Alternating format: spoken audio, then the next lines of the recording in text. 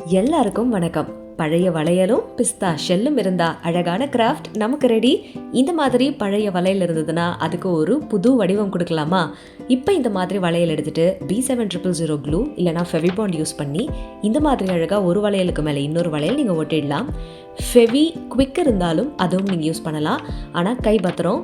இந்த மாதிரி 4 வளையலையும் நம்ம அழகாக ஒட்டிட்டு இது காயறதுக்கு நம்ம ஒரு 1/2 hour 1 hour கொடுக்கணும். அடுத்து பிஸ்தா ஷெல் எடுத்துக்கலாம். பிஸ்தா ஷெல் எடுத்ததுக்கப்புறமா இதில் B7000 க்ளூவை பிஸ்தா ஷெல் ஒட்டுற அந்த இடத்துல நமக்கு அப்ளை பண்ணிக்கலாம். இப்போ பிஸ்தா ஷெல்லில் வச்சு பாருங்கள், இல்லைனா 2 பக்கமும் அப்ளை பண்ணிவிட்டு இதில் ஒட்டிடுங்க. B7000 க்ளூ கிட்டத்தட்ட நம்ம தலையில் கிளிப்பெல்லாம் கடையில் வாங்குகிறோம் இல்லையா, அதில் எல்லாத்துலேயுமே ஒரு பிளாஸ்டிக் மாதிரி இருக்கும் பாருங்கள், கனமாக ஒட்டுற இடத்துல. அதுதான் இந்த B7000 க்ளூ. இது நல்ல சூப்பராக ஸ்ட்ராங்காக ஒட்டும். இதை நம்ம யூஸ் பண்ணிக்கலாம். இல்லைனா ஃபெவிக்விக் நீங்கள் யூஸ் பண்ணலாம். ஆனால் 10 ரூபா 15 ரூபாய்க்கே அதில் கொஞ்சம் தான் இருக்கும், அது நமக்கு பத்தாது. அதனால் B7000 வாங்கிக்கலாம். இப்போ பிஸ்தா ஷெல்லை நல்லா ஒட்டி 1 மணி நேரம் காய வைத்து எடுத்ததுக்கப்புறமா இந்த மாதிரி நமக்கு அழகாக கிடச்சிரும். இதுக்கு உங்களுக்கு விருப்பப்பட்ட எந்த கலர் வேணாலும் நீங்கள் கொடுத்து உங்கள் வளையல் அப்படியே புதுசாக மாற்றிடலாம். இப்போ நான் கோல்டு கலர் கொடுத்து ட்ரெடிஷ்னல் பேங்கிள் மாதிரி இது வரணுன்றதுக்கான லுக் கொடுக்குறேன். இதை நீங்கள் உங்கள் சாரிக்கு, நல்ல ட்ரெடிஷ்னல் சுடிதாருக்கு எல்லாத்துக்குமே நல்ல கடா மாதிரி பெருசாக வேர் பண்ணிக்கலாம். அவ்வளோ நல்லாயிருக்கும். சாதாரண வளையல் இருந்தால் இதை பண்ணேன் அப்படின்ற அளவுக்கு உங்களுக்கே ஆச்சரியமாக இருக்கும். எப்போவுமே ஒரு நல்ல ஆர்டிஸ்ட்னா கிடைக்கிற எந்த பொருள் வச்சாலும் பெயிண்ட் அடிக்கலாம். ஆனால் இந்த சைடில் இந்த பிஸ்தா ஷெல்லை நான் கை வச்சு பெயிண்ட் பண்ணேன். சைட்ஸில் அந்த க்ரீன் கலர் போகணும் இல்லையா, அதுக்காக ப்ரஷ் யூஸ் பண்ணிட்டேன். ஜம்பரிங் இந்த மாதிரி கடையில் விற்கும், அது வாங்கிக்கோங்க. குந்தன் ஸ்டோன்ஸ் இந்த மாதிரி விற்கும், அதையும் வாங்கிடுங்க. இது இல்லாதவங்க பழைய கிளிப்பில் இந்த மாதிரி கற்கள் இருந்ததுன்னா அதை எடுத்து யூஸ் பண்ணி இந்த மாதிரி கிராஃப்ட்டுக்கு யூஸ் பண்ணிக்கோங்க. அடுத்து இந்த மாதிரி பிஸ்தா ஷெல்லில் நம்ம சென்டரில் அந்த B7000 க்ளூ அப்ளை பண்ணிவிட்டு இந்த ஜம்பரிங்கை இது மேலே வச்சுட்டு அதுக்கு நடுவில் இந்த குந்தன் ஸ்டோனை நம்ம ப்ளேஸ் பண்ணிட்டோன்னா இதுக்கு சூப்பரான ஒரு டெக்ஸ்டர் கிடச்சிடும். இது கிட்டத்தட்ட ஒரு விண்டேஜ் கலெக்ஷன் வளையல் மாதிரி இருக்கும்.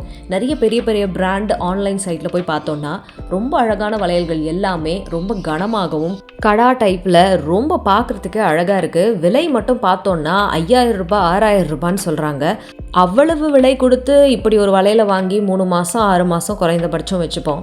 அதுக்காக நம்ம ஏன் இவ்வளோ காசு செலவு பண்ணணும்? அதனால் சிம்பிளாக பிஸ்தா ஷெல்லில் அதுக்கப்புறமா இந்த மாதிரி செயின் ஸ்டோன் இருக்கு இல்லையா, இது உங்களுக்கு தேவைன்னா 1 மீட்டர் அளவுக்கு கூட நீங்கள் வாங்கிக்கலாம், அதுவே போதுமானது. பழைய கிளிப்லலாம் கற்கள் இந்த மாதிரி ஸ்டோன்ஸ் எல்லாம் இருந்தால் எடுத்து வைங்க. இந்த மாதிரி உங்களுடைய வளையலை நீங்களே ரீஃப்ரேம் பண்ணி அழகாக எப்போ தேவையோ அந்த ஃபங்க்ஷனுக்கு ஏற்ற மாதிரி மாற்றி யூஸ் பண்ணிக்கலாம். இப்போது இதுக்கு பார்த்தீங்கன்னா இந்த செயின் ஸ்டோனை நான் ஒட்டுறேன். நான் ஒட்டுறது பார்த்தீங்கன்னா அப்படியே செயின் ஸ்டோனுடைய பேக் சைடில் கம் போட்டு ஒட்ட மாட்டேன், செயின் ஸ்டோனுடைய சைடில் கம் போட்டு ஒட்டுவேன். அப்போ தான் அந்த செயின் ஸ்டோன் நமக்கு பார்க்கறதுக்கு எவிடெண்ட்டாக இருக்கும். பேக் சைடில் கம் போட்டு இந்த பிஸ்தா ஷெல்லில் ஒட்டினோன்னா அந்த இடம் எல்லாமே பார்த்திங்கன்னா சைடில் கற்களுடைய அந்த பளிச்சுன்னு இருக்கிறதெல்லாம் நமக்கு சைடில் போயிடும், நேராக நமக்கு பார்க்கறதுக்கு விஷுவலாக தெரியாது. ஸோ அது மட்டும் பார்த்து ஒட்டிக்கோங்க. கல் ஒட்டும் போது ஒவ்வொரு பிஸ்தா ஷெல் ஷேப்பும் மாறுபடும் அப்படின்றதுனால ஒட்டினதுக்கப்புறமா எக்ஸ்ட்ரா எவ்வளோ தேவைப்படும் பார்த்துட்டு அப்புறம் சிசர் யூஸ் பண்ணி நீங்கள் கட் பண்ணிடலாம். இது ஒரே ஷேப்பில் இருந்ததுன்னா நம்ம ஒரே மாதிரியே 12 கற்கள் 13 கற்கள்னு எண்ணி ஒட்டிக்கலாம். ஒரு பிஸ்தா ஷெல்லும் ஒரு சைஸில் இருக்கு இல்லையா, அதனால் இப்போ அழகான வளையல் தயாராயாச்சு. நான் சொன்ன மாதிரியே இருட்டில் அவ்வளோ அழகாக பளிச்சுன்னு நல்ல தகன்னு மின்னுது. வெளிச்சத்துலேயும் பார்த்தீங்கன்னா நீங்கள் கடையில் காசு கொடுத்து வாங்கினது போலவே அவ்வளோ அழகான ஒரு லுக்கில் இருக்குது. நடுவில் உள்ளே இருக்கிற அந்த க்ரீன் கலர் வளையலுடைய அந்த டெக்ஸ்டர் மாற்றணுன்னா அங்கேயும் நீங்கள் கற்கள் பேர்ல்ஸ் இதெல்லாம் ஒட்டிட்டு அதுக்கு மேலே அந்த பிஸ்தா ஷெல் ஒர்க்கையும் பண்ணலாம். புடவை சுடிதார்னு நல்ல ட்ரெடிஷ்னல் வேருக்கு ஒரு காம்பினேஷனாக இந்த வளையல் அட்டகாசமாக இருக்கும். நீங்களே வீட்டில் ட்ரை பண்ணி உங்களுக்கு நீங்களே இந்த மாதிரி அழகுபடுத்திக்கிறது தான் சூப்பரான க்ரியேட்டிவிட்டி.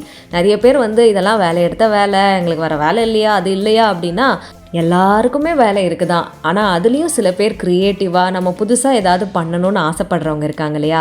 அது மட்டும் இல்லாமல் செல்ஃப் சஸ்டைனபிளாக எனக்கு தேவையான ஜுவல்லரிலாம் நானே பண்ணிப்பேன், எனக்கு தேவையான பொருட்கள் எல்லாம் நானே உற்பத்தி பண்ணிப்பேன் அப்படின்ற சூப்பராக இருக்கிறவங்களுக்கு தான் இந்த வீடியோவை நான் டெடிகேட் பண்ணுறேன். ஸோ யார் வேணாலும் இந்த ஐடியாவை யூஸ் பண்ணலாம்.